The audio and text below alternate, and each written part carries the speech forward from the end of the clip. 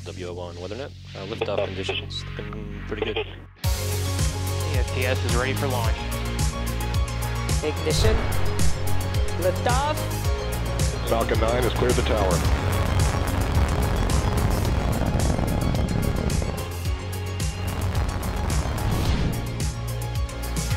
Ten, 9, 8. Side booster ignition. 6, 5, 4, 3, 2, 1.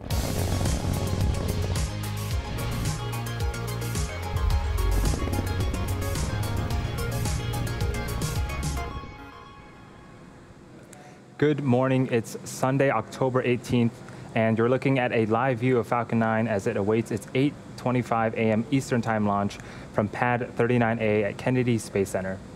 Hello from SpaceX's headquarters in Hawthorne, California. My name is Andy Tran. I'm a production supervisor here at SpaceX. You're watching a live webcast of our 14th Starlink mission. It's also our 18th mission this year. To date, we've launched more than 750 Starlink satellites to orbit. Starlink is a constellation of satellites that can provide high-speed, low-latency internet all over the globe, particularly in remote areas where connectivity is limited or completely unavailable. Today, we will be performing 2 second-stage burns and deploying our 60 Starlink satellites at approximately 1 hour into the mission. The 2 burns allow us to deploy our satellites into a circular orbit, which in turn helps them get to their final orbit much quicker. At T-minus 8 minutes and 20 seconds and counting, all systems are looking good for an on-time liftoff this morning. If we, for some reason, are not able to launch today, our next earliest opportunity will be on Tuesday morning. Now let's talk a little bit more about the vehicle. On screen is a flight-proven Falcon 9. The 2-stage Falcon 9 vehicle stands at 229 feet tall, or slightly taller than a 21-story building. It's equipped with 10 Merlin engines, 9 on the first stage and 1 on the second stage. The bottom 2/3 of the vehicle is the first stage. You can see that we have some residual soot markings left on there. That is a key indicator that this rocket has supported previous launches. The first stage's job is to accelerate the vehicle through the Earth's atmosphere into space with the help of the 9 Merlin engines at the base of the rocket. For this particular booster, it will be flying for the 6th time today. Its first mission was in March of 2019 on our first commercial crew demonstration mission, and then again on RADARSAT 3 months later. It also supported 3 Starlink missions this year, with the most recent being our 10th Starlink mission in August. We will also be attempting to recover the first stage on our drone ship, Of Course I Still Love You. There is a shot of it right there in the Atlantic Ocean. Our first stage is designed to be reflown 10 or more times with minimal refurbishment in between, and it's the 16th time we'll be flying a flight-proven booster this year, and the 44th time we're doing so to date. Moving on up the vehicle, on top of the first stage is the black carbon fiber inner stage. It houses pneumatic pushers that allow the first and second stage to separate during flight. Above the inner stage is the second stage, which has a single Merlin vacuum engine. We also refer to the Merlin vacuum engine as MVAC engine for short. Once the first and second stages separate about 2.5 minutes into the mission, the MVAC engine will ignite and carry the Starlink satellites into a circular orbit around the Earth. As for propellant, Falcon 9 has been loading propellant since the T-minus 35-minute mark.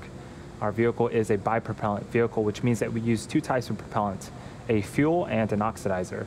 Our fuel is rocket-grade kerosene, also known as RP1, and our oxidizer is super-chilled liquid oxygen. We also refer to that as LOX.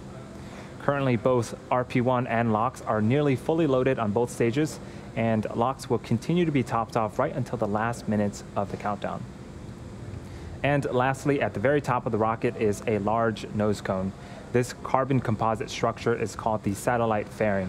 It houses the Starlink satellite and protects it until the vehicle is outside of the Earth's atmosphere, at which point the fairing will separate to expose the satellites to space. It's going to be the 3rd flight for both of the fairing halves today. We will be attempting to recover them today using our recovery ships, Miss Tree and Miss Chief. There they are on screen right now. About 2 minutes before they're set to land, the team will make a go, no-go call to recover them depending on the weather and the sea states. Speaking of weather, we have nothing but blue skies on the East Coast. The vehicle and satellite and range are all looking good for an on-time liftoff just a few minutes from now. As we get ready for a public beta rollout before the end of the year, the Starlink team continues to test the system, collecting latency data and performing speed tests of the service. So far, the feedback from the private beta testers has been really promising. Initial results from these tests have shown super low latency and download speeds greater than 100 megabits per second. During our last webcast, we shared how emergency responders in Washington have been using Starlink to help rebuild communities destroyed by the wildfires. Today, we'd like to share one more example of how Starlink is helping another community in Washington. In August, the Starlink team began installing the first of several Starlinks on the Administrative Center building of the Hoh Indian Reservation, as well as on private homes on the tribal land. The Hoh are a Native American tribe living at the mouth of the Hoh River in western Washington state on the Pacific coast. This remote location had previously hindered access to high-speed broadband, but after the Starlinks were installed, the tribe went from practically no connectivity to high-speed internet overnight. Starlink has now enabled their community to access online healthcare, share their small business products online, and also participate in online schooling. They can also now stream their favorite shows and movies, which is always a plus. The response to Starlink has been overwhelmingly positive, so much so that the community is accelerating efforts to enable an additional 30+ households with connectivity.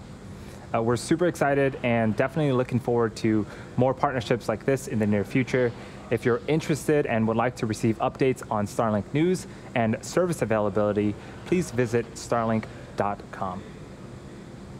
We're just over 3 minutes from liftoff, and Falcon 9 is now moving into the final stages of the countdown. Just a few seconds ago, the transport director began to retract away from Falcon 9, and the first and second stages are both nearly fully loaded with 1 million pounds of kerosene fuel and liquid oxygen. We've also begun first stage engine chill. This is where we allow a small amount of super chilled liquid oxygen to flow into the Merlin engines to avoid any shocks to the system. At around the T-minus 2 minute mark, LOX should finish loading on the second stage, which will be the last of our propellant loading. And around the T-minus 60-second mark, Falcon 9 is in startup. This means that the rocket's autonomous internal flight computers have taken over the launch countdown. The Starlink payload continues to be healthy. The Falcon 9 team is tracking no issues on the rocket. Weather is also looking great, and the range is green for launch.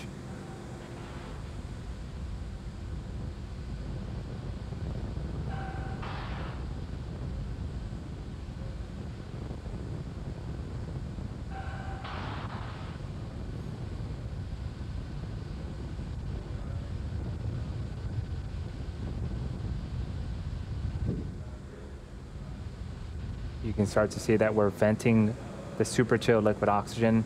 In a few moments, we should start to see clouds formed around Falcon 9, and if we do, that is normal and completely expected for us. That is where the super chilled liquid oxygen meets the ambient warmer air of Florida and starts to condense. It looks like we finished LOX loading.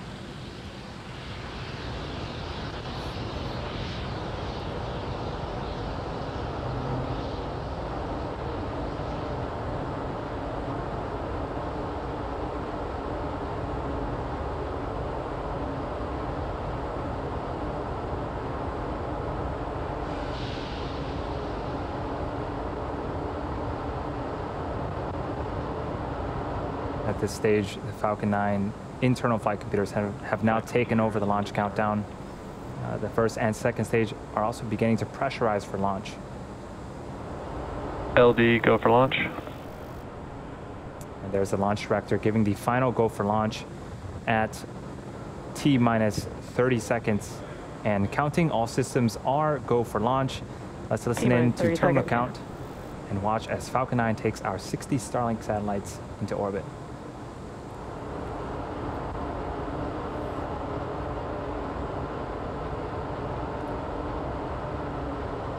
T-minus 15 seconds.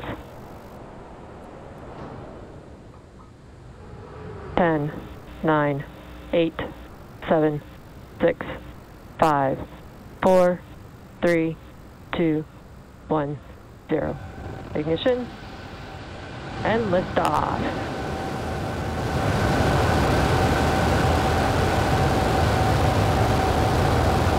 Vehicles pitching downrange.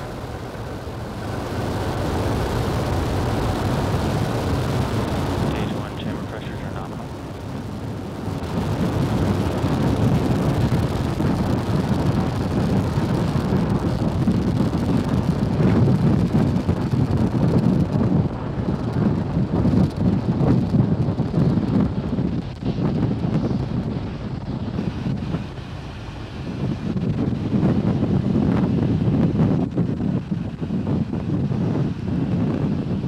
Falcon 9 has successfully lifted off from pad 39A at Kennedy Space Center, carrying our Starlink payload to its targeted drop-off orbit.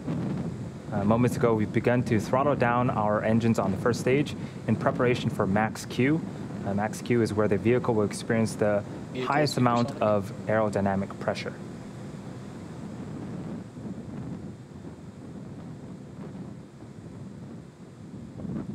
Max Q. And we've just passed max Q. In a couple of minutes, we'll have 3 events happening back to back. First is main engine cutoff, also known as MECO. This is where all 9 Merlin engines on the first stage will shut down to slow the vehicle down in preparation for stage separation. Stage separation is where the first and second stage will separate from one another, with the first stage making its way back towards Earth for landing, while the second stage continues its journey with the third event, which is second engine start 1, also known as SES-1. This is where the single engine on the second stage, our Merlin vacuum engine, lights up and will continue to propel the second stage along with the Starlink satellites to orbit.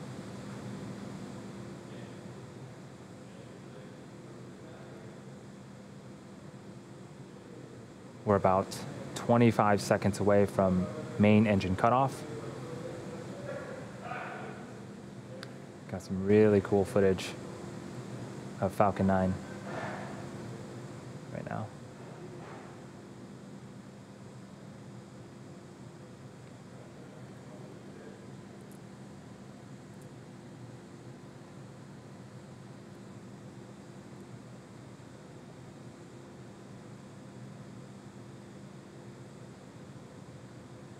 Stage separation confirmed.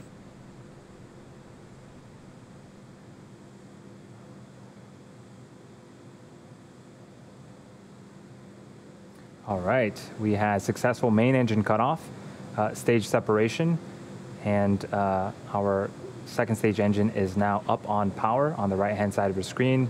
Again, on the left-hand side of the screen is our first stage. It's going to make its way back to Earth to attempt landing for the 6th time on our drone ship in the Atlantic Ocean.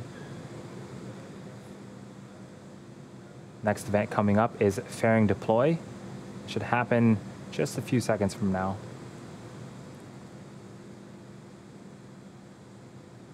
Fairing separation confirmed. And off goes those fairing halves, and now exposing the 60 Starlink satellites to space. As a reminder, we will be attempting to recover the fairing halves today using our recovery ships Miss Tree and Miss Chief. We'll make the call about 2 minutes before they land, depending on the weather and the sea states.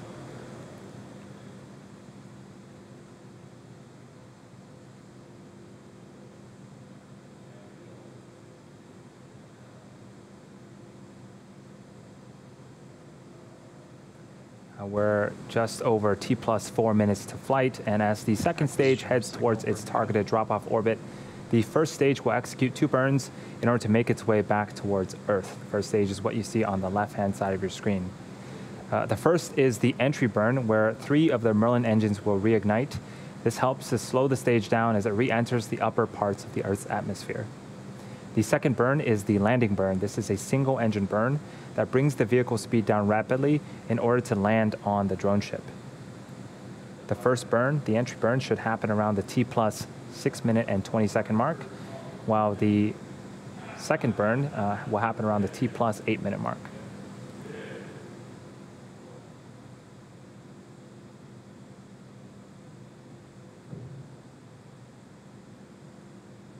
You can also see that our hypersonic grid fins have deployed on the first stage. Those are the honeycomb-like structures that you see on screen. Vehicles on a nominal trajectory.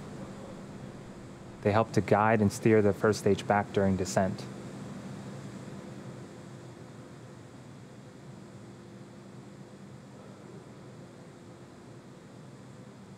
Now, the satellites on the second stage, we're sending 60 more up there to join the existing 750. So after today's mission, we'll have 800 Starlink satellites up there.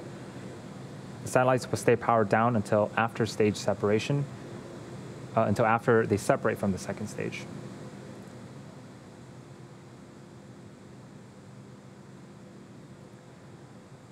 You might be able to see some periodic bursts of gas from the first stage. That is nitrogen gas from our attitude control systems. Those help to orient the rocket as it continues to fall back towards Earth. And we're just about 20 seconds away from the first of two burns, first stage entry burn.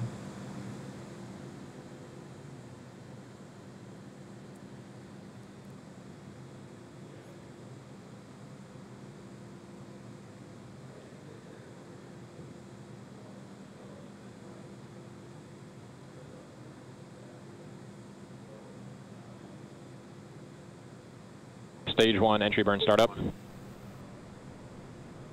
Stage 1 FTS is saved. 3 Merlin engines have relit and are now slowing the first stage down before they hit the upper parts of the Earth's atmosphere.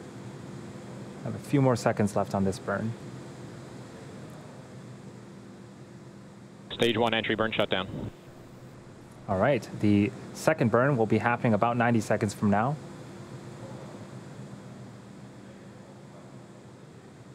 Everything's looking great on our second stage. The view is of the Merlin vacuum engine and its thrust cone. That engine can produce over 220,000 pounds of thrust in a vacuum.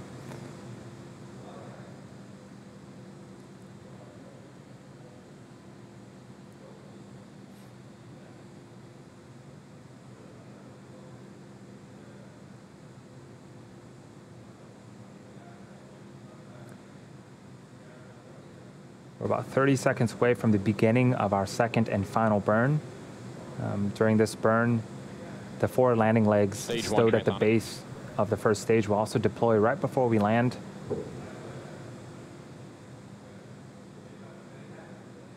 This final burn should last about 22 seconds. Let's see if we can land this first stage for the 6th time.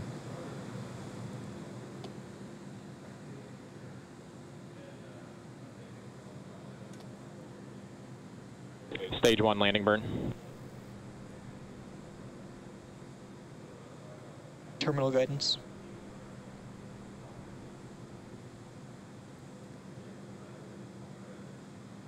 There's a view of our Stage drone 1 ship. landing leg deploy.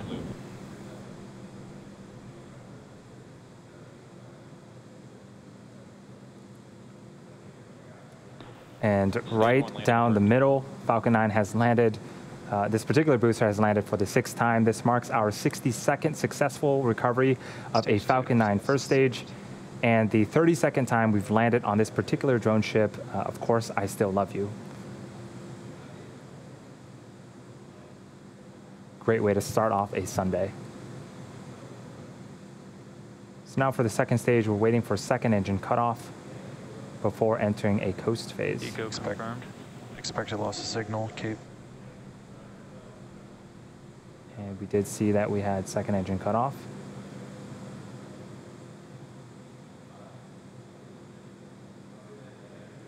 Waiting for callouts of a good orbit. Insertion. And we did get call out for a nominal insertion. Now the second stage is going to coast in this orbit for approximately the next 30 minutes. We're going to take a short break, but leave you with an animation that shows you where we're at in the coast phase.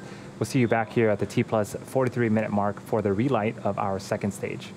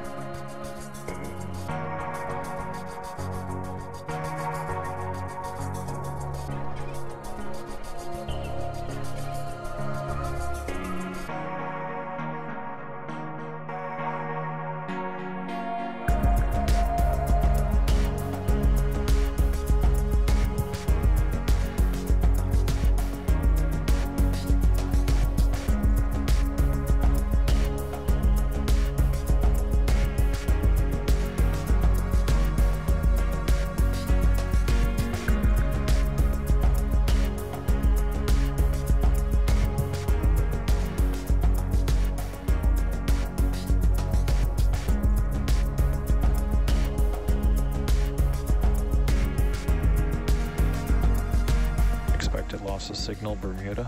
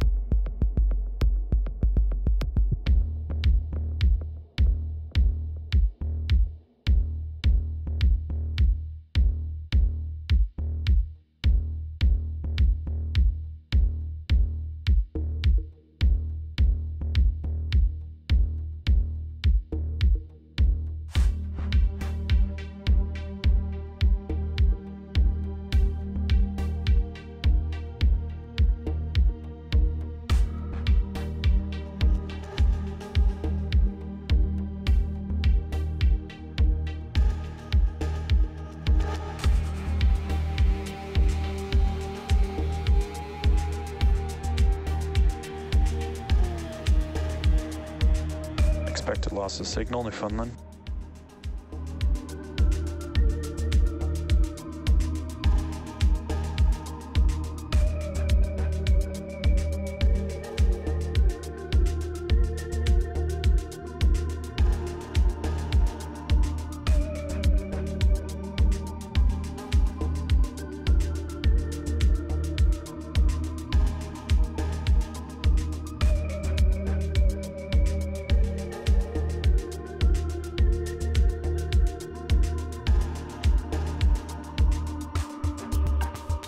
Position of signal, Goonhilly.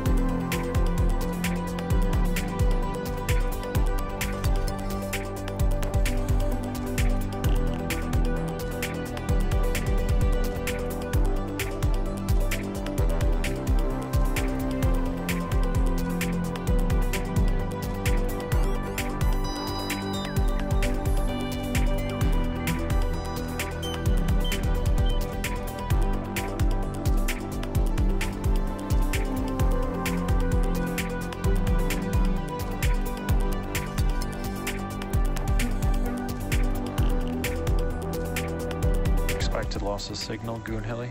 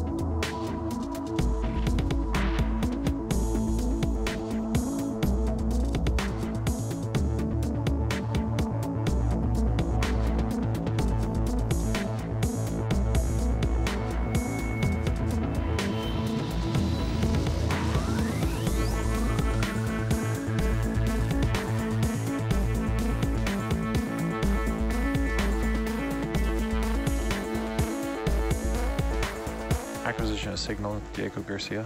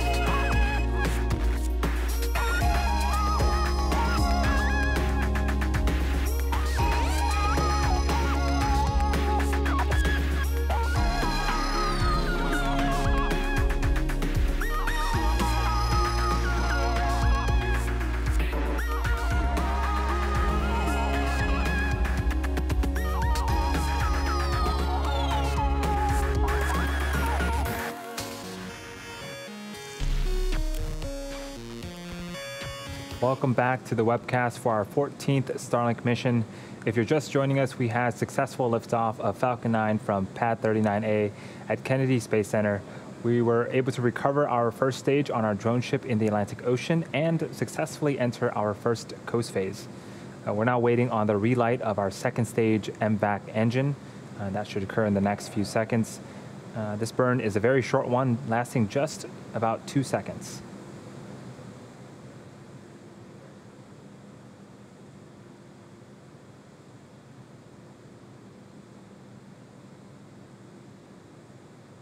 Shortly after the burn, we'll wait for confirmation of a good orbit.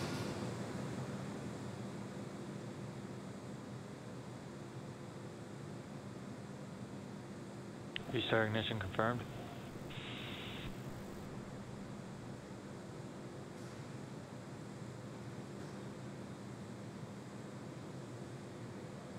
You just saw on screen, we did restart that Merlin engine.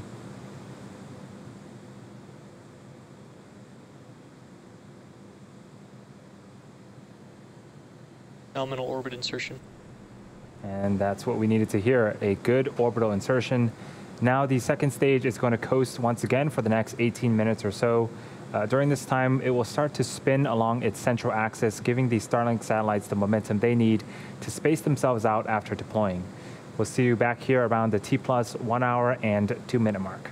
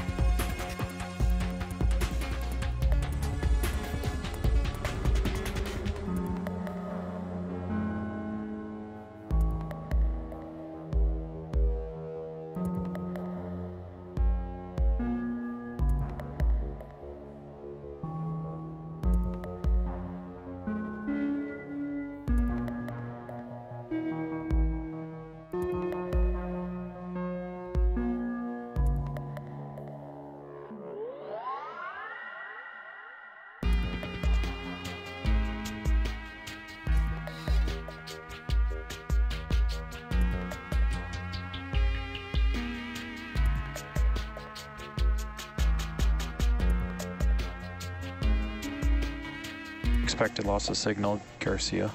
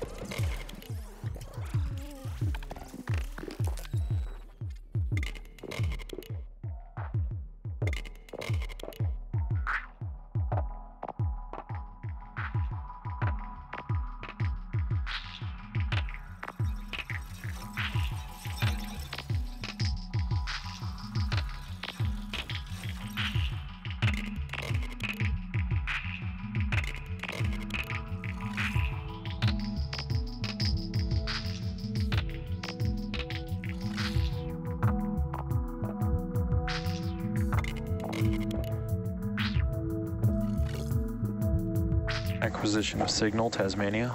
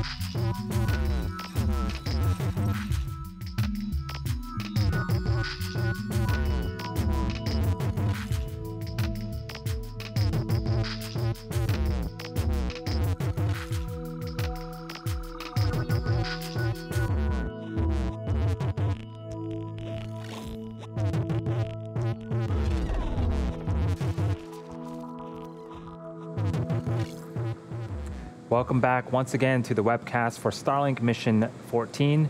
We're just past the T+ 1 hour mark and coming up on the deployment of our 60 Starlink satellites. Thus far, we've seen successful liftoff, stage separation, first stage recovery on our drone ship, and 2 successful second engine starts. The second stage has been spinning along its central axis, giving the Starlink satellites the momentum they need to space themselves out after they deploy. Each of these satellites weighs approximately 260 kilograms and features a compact flat panel design that minimizes volume, allowing for a dense launch stack to take full advantage of Falcon 9's launch capabilities. Starlink satellites are also equipped with efficient ion thrusters powered by Krypton that enable the satellites to orbit raise, maneuver in space, and deorbit at the end of their useful life. Starlink is in fact the first Krypton-propelled spacecraft ever flown. And we're just a few seconds away from payload deploy, so let's listen in for the call out of payload deploy.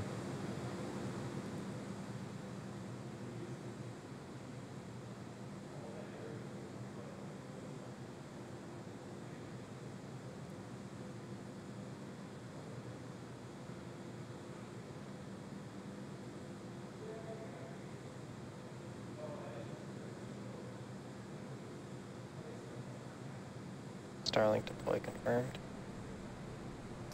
And now you can see on screen these satellites are slowly separating from the second stage.